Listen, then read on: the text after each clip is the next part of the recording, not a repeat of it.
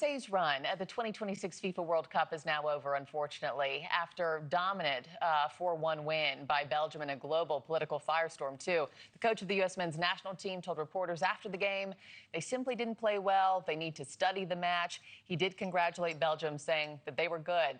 Nick's here with more on last night's game. You know, Nick, I had to go to sleep not long after it started for this shift, but I knew right off the start it wasn't going to be good. But a lot of people wondering if their heads just weren't in the game last night. If their heads weren't in the game, coach saying that they weren't distracted, that, you know, they were all in. But you can't help but wonder if the controversy did not play a part in all of this there. Going into the controversial World Cup match in Seattle, the focus was less on the U.S. team taking on top 10 ranked Belgium in the knockout round of 16, but rather FIFA's decision to overturn Flo Balogun's red card suspension and the global pushback because of President Trump's interference. The men's national soccer team suffering an ugly loss to Belgium 4-1 and eliminated from this year's World Cup. Belgium, who will take on Spain on Friday, writing on X, overturned this.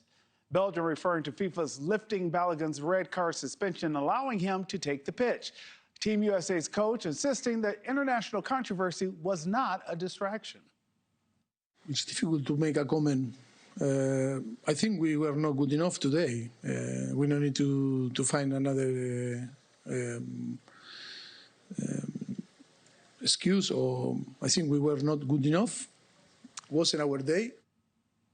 Just not good enough there. Balogun received a red card during a match against Bosnia and Herzegovina last week.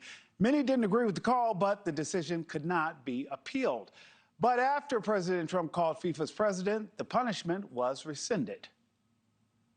I asked for a review because I didn't think it was a foul. I thought it was two great athletes that crashed into each other and got entangled. That was not a guy punching somebody in the face or anything that, you know, would be different. Now, FIFA did defend their reversal, citing a rule in their disciplinary code, but the Union of European Football Associations said the decision crossed a, quote, red line and was incomprehensible. With the U.S.'s loss now, none of the three host countries, the United States, Canada, or Mexico, remain in the tournament.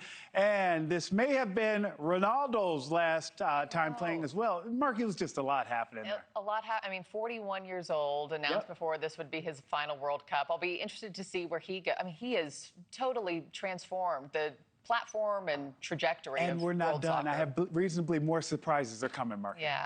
But not the ending we were hoping for last night for Team USA. Nick, appreciate the highlights there. Thank you for watching. Subscribe below and download our NewsNation app right now on your phone, and you will get fact-based, unbiased news for all Americans.